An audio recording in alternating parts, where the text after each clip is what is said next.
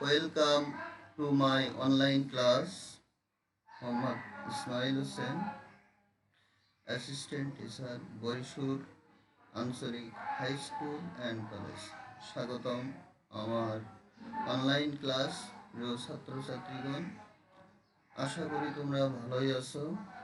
বরিশাল আঞ্চলিক school high school and কলেজের পক্ষ থেকে তোমাদেরকে আমার অনলাইন ক্লাসে অংশগ্রহণ করার জন্য ধন্যবাদ। Today we are going to discuss the topic tag question. আজকে আমি তোমাদের সাথে যে বিষয়টি আলোচনা করতে চাচ্ছি সেটা হলো ট্যাগ কোশ্চেন। এটা ইংলিশ গ্রামারের একটি গুরুত্বপূর্ণ অংশ। এটা নবম দশম শ্রেণীর পাঠ্য বইয়ের অন্তর্ভুক্ত একটি টপিকস। এটা খুবই গুরুত্বপূর্ণ এবং তোমাদের নাম্বার উঠানোর জন্য এই টপিক্সটা খুবই গুরুত্বপূর্ণ। তোমরা যদি একটু গুরুত্ব দিয়ে টপিক্সটা একটু পড়ো তাহলে আশা করি তোমাদের পক্ষে খুবই ভালো হবে এবং তোমরা বিষয়টি ভালোভাবে বুঝতে পারবে এবং খুবই সহজে উপলব্ধি করতে পারবে। সুতরাং আজকে আমাদের আলোচনার বিষয় ট্যাগ কোশ্চেন। প্রথমে আমরা দেখতে পাচ্ছি ট্যাগ কোশ্চেন করার সময় আমাদের একটি বিষয় মনে রাখতে হবে যে প্লুরাল সাবজেক্ট যদি থাকে তাহলে প্লুরাল ভার্ব আমাদের ব্যবহার করতে হবে। এখন first of all we should know what is plural verb. Plural subject বলতে একের অধিক কোনো ব্যক্তি বস্তু কোনো কিছু বোঝায়, যেমন দে, ইউ, ওয়ান মোর এনিথিং, একের বেশি কোনো কিছু বোঝায়। In the same way we see that plural verb, যদি সাবজেক্ট প্লুরাল হয় তাহলে ভার্বটা অবশ্যই প্লুরাল হবে। সুতরাং প্লুরাল ভার্ব সম্পর্কে আমাদের ধারণা থাকা উচিত do, are, have, were, ETC etcetera আরও কত আছে। সুতরাং প্লুরাল সাবজেক্ট প্লুরাল ভার্ব এটা আমাদের মনে রাখতে হবে। নেক্সট আমরা দেখতে পাচ্ছি সিঙ্গুলার সাবজেক্ট বিয়ার সিঙ্গুলার ভার্ব। সাবজেক্ট যদি সিঙ্গুলার হয় ভার্ব অবশ্যই সিঙ্গুলার হবে। সুতরাং ভার্বের সাথে সাবজেক্টের সম্পর্ক, সাবজেক্টকে ভার্বের সাথে সম্পর্কযুক্ত করব। সিঙ্গুলার হলে সিঙ্গুলার, প্লুরাল হলে প্লুরাল। সিঙ্গুলার সাবজেক্ট কী কী আছে আমরা এখানে দেখি। He, she, it, one thing or person. He, she, it একটি জিনিস বা একজন পার্সন, এক বোঝালে সেটা সিঙ্গুলার হয়। যেহেতু সাবজেক্ট সিঙ্গুলার ভার্বও সিঙ্গুলার হবে। Does, is, has, or, etc এগুলো সাধারণত সিঙ্গুলার ভার্ব হিসাবে ব্যবহার করা হয়।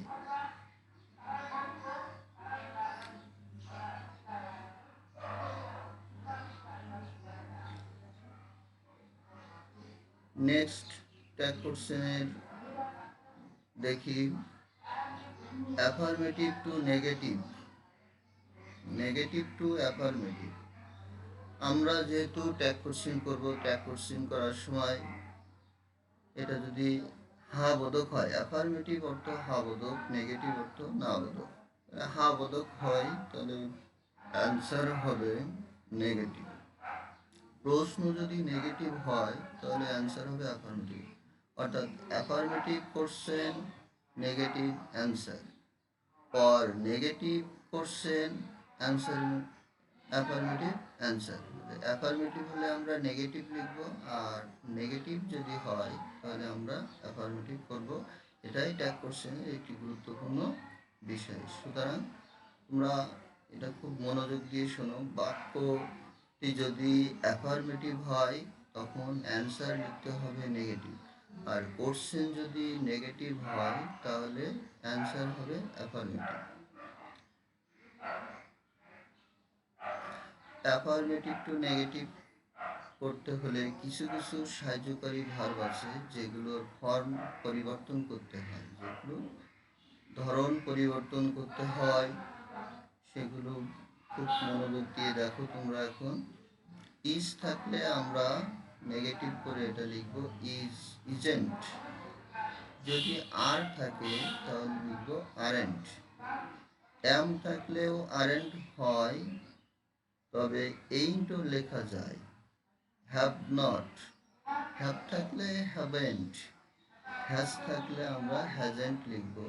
ওয়াজ থাকলে ওয়াজেন্ট লিখতে হয়। ওয়ার থাকলে ওয়ারেন্ট, হ্যাড থাকলে হ্যাডেন্ট, শ্যাল থাকলে shan't, shan't.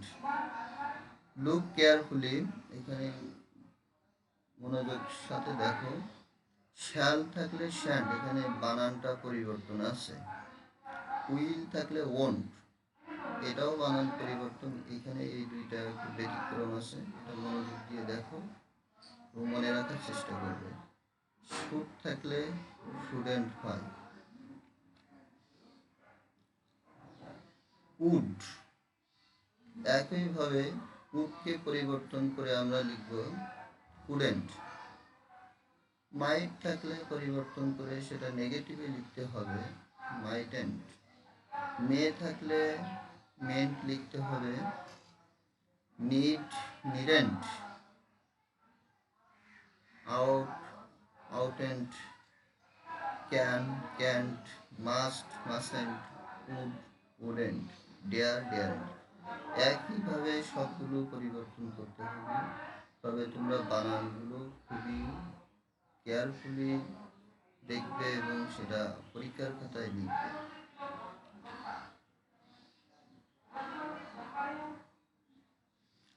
Present indefinite tense, তোমরা এটা খুব মনোযোগ দিয়ে দেখো।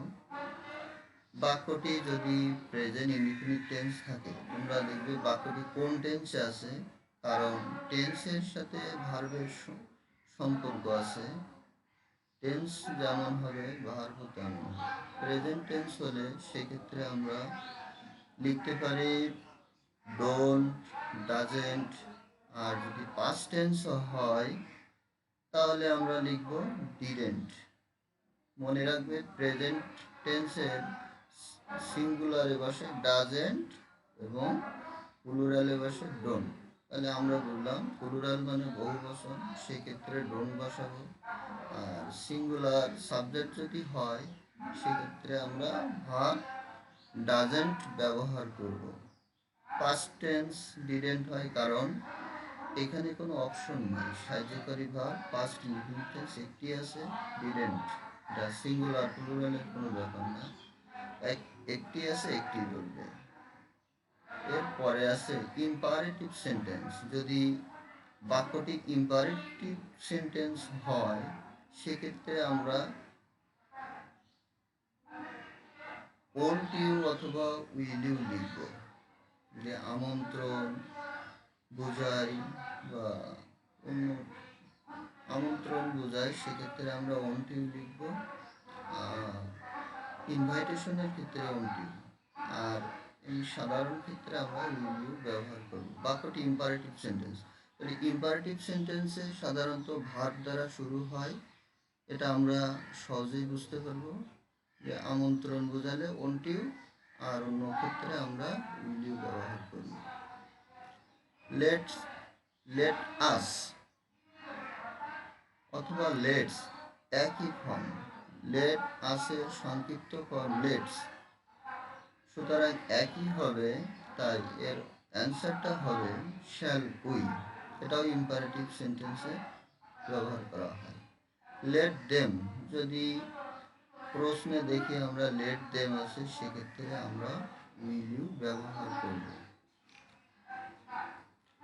নেগেটিভ ওয়ার্ডস, ইংলিশ গ্রামার কিছু শব্দ আছে যেগুলো সর্বদা নেগেটিভ অর্থ প্রকাশ করে, নাবাদক অর্থ ব্যবহার করা হয়। সুতরাং এই শব্দগুলো যখন থাকবে তখন তোমরা নেগেটিভ অর্থ ব্যবহার করার মানে নট ব্যবহার করার দরকার নাই। যেহেতু শব্দগুলো নেগেটিভ তাই নট এখানে ব্যবহার করা দরকার।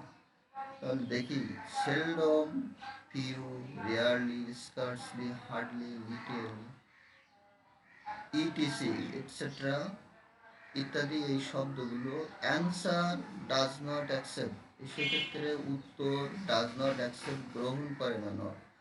অর্থাৎ আমরা বুঝলাম এই শব্দগুলো যদি কোনো বাক্যে থাকে তাহলে আমরা ট্যাগ কোশ্চেন করার সময় নট লিখব না, কারণ এই শব্দগুলো নিজেই নেগেটিভ, সুতরাং অ্যান্সার নট হবে না। Some, all, none, every of us, অর্থাৎ some of us, all of us, none of us, every of us, এই আস শব্দটি সবগুলোর সাথে কমন আছে, some of us, all of us, none of আস।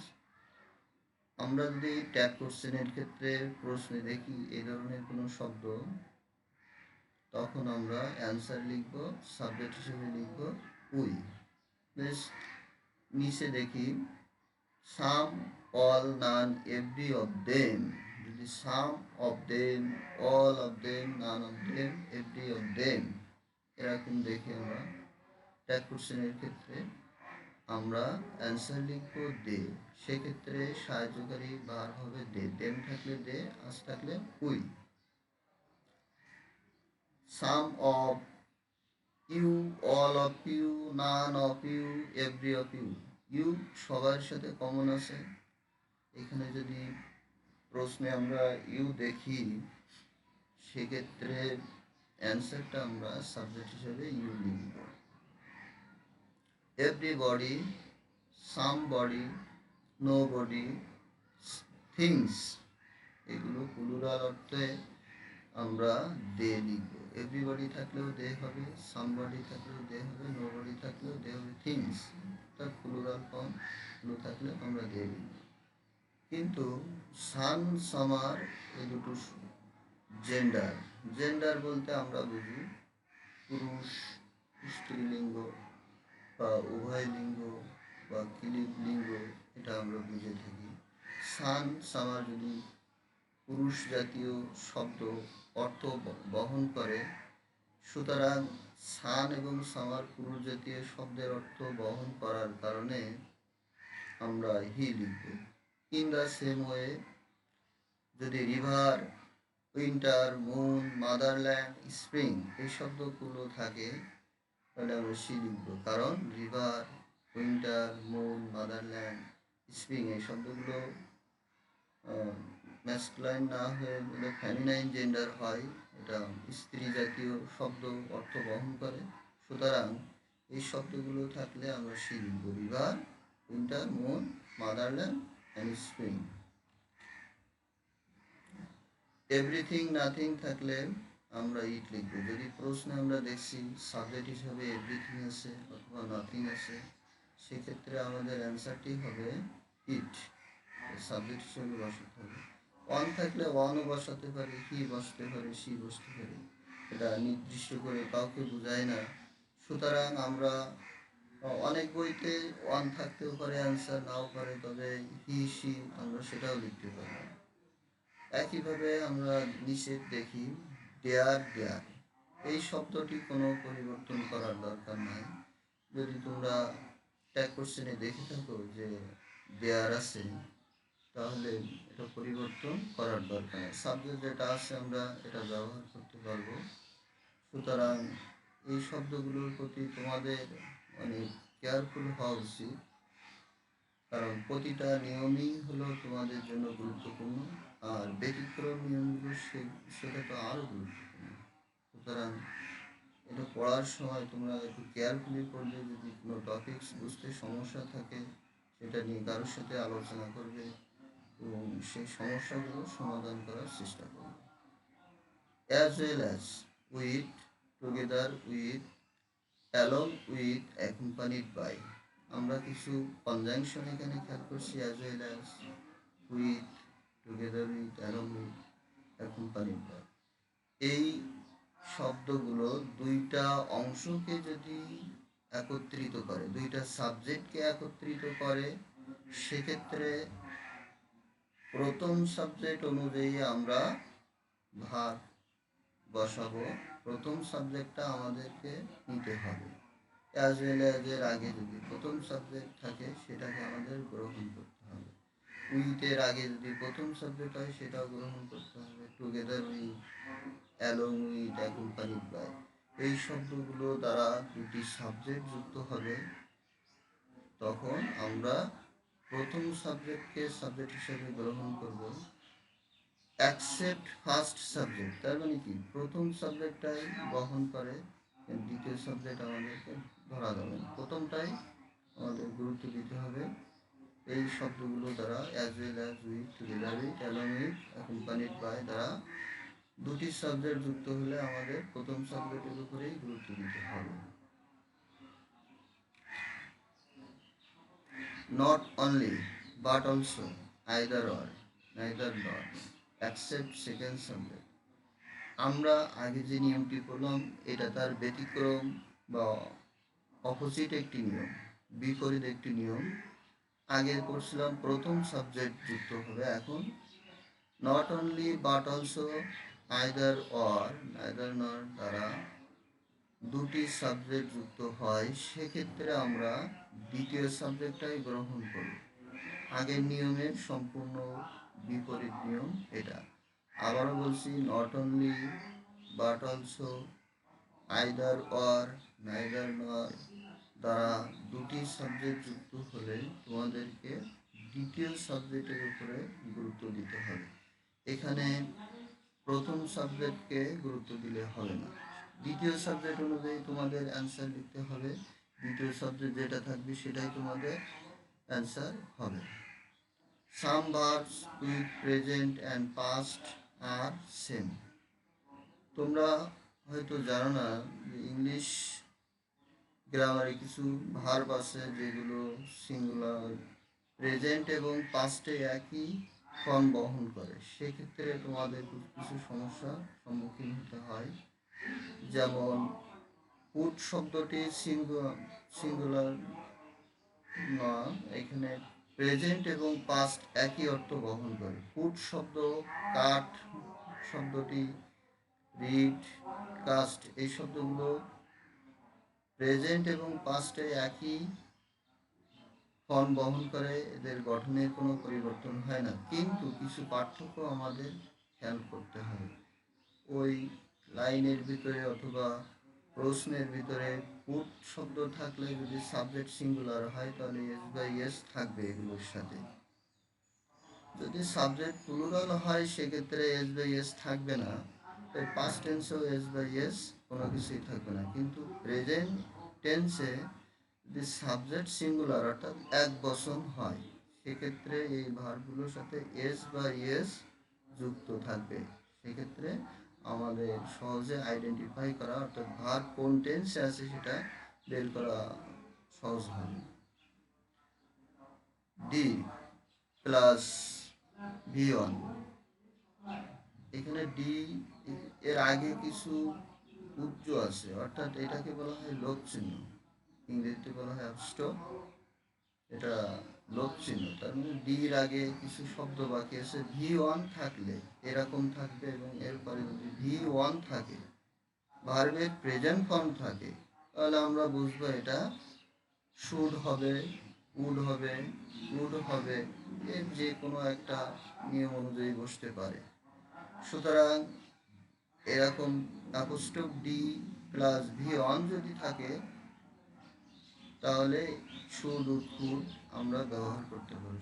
তোমরা এখানে খুব মনোযোগ দিয়ে খেয়াল করো, কারণ এটা অধিকাংশ স্টুডেন্ট বুঝতে সমস্যা হয় বা পারে না। এরপরে অ্যাপোস্ট্রোফ ডি প্লাস V3, তাহলে V3 যেহেতু আছে তাহলে আমাকে V3 ফর্মের কিছু লিখতে হবে। হ্যাড, সেক্ষেত্রে আমরা হ্যাড লিখবো, আর যদি নেগেটিভ হয় তাহলে হ্যাডেন্ট। ঠিক আছে, আবার বলছি, অ্যাপোস্ট্রোফ ডি প্লাস V1 মানে should, would, could, apostrophe D এর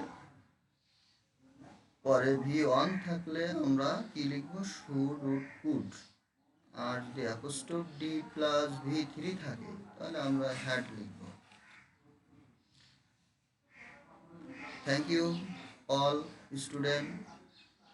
Thank you no more today. Thank all of you with best luck.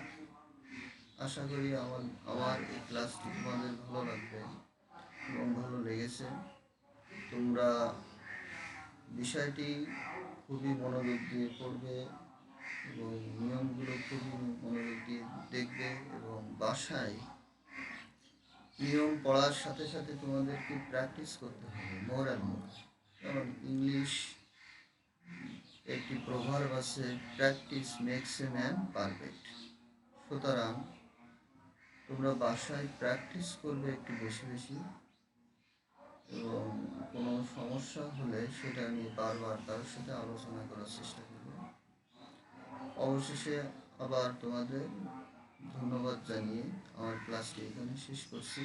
আশা করি তোমরা সবাই ভালো থাকবে, নিজের শরীরের প্রতি খেয়াল রাখবে, পড়ালেখার প্রতি মনোযোগী হবে, সবার সাথে সদাচরণ সদ্ব্যবহার করবে। তোমাদের মঙ্গল কামনা করে আজকে আমি আমার ক্লাস এখানেই শেষ করছি। ভালো থেকো সবাই, উইথ বেস্ট লাক।